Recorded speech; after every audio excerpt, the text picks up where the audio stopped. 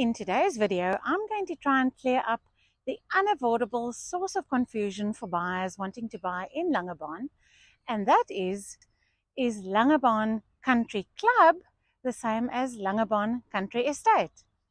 Hi, I'm Zulika van Heerden with Langebaan Realtors, and today we're going to be talking about the difference between Langebaan Country Club and Langebaan Country Estate.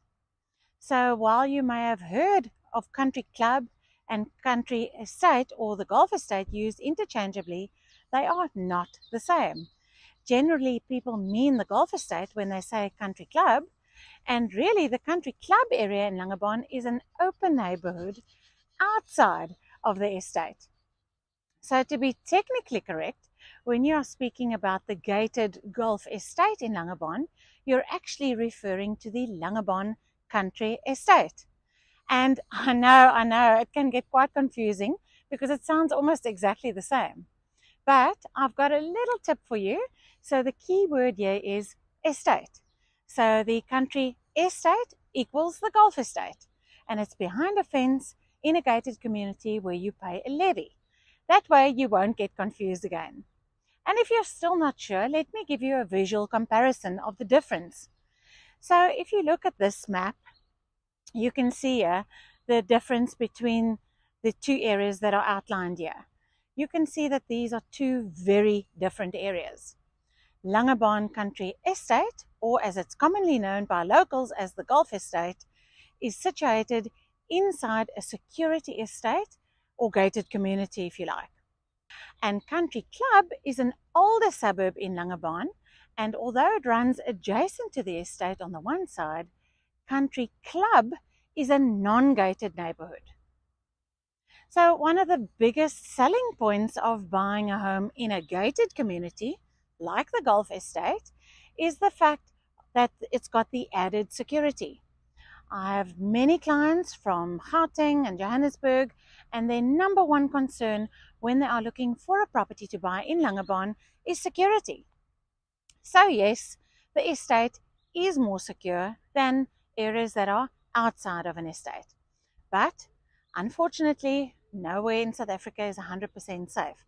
Crime can happen absolutely anywhere, and criminals can find their way past security if they really wanted to. But yes, overall, a gated community is safer than a non-gated community.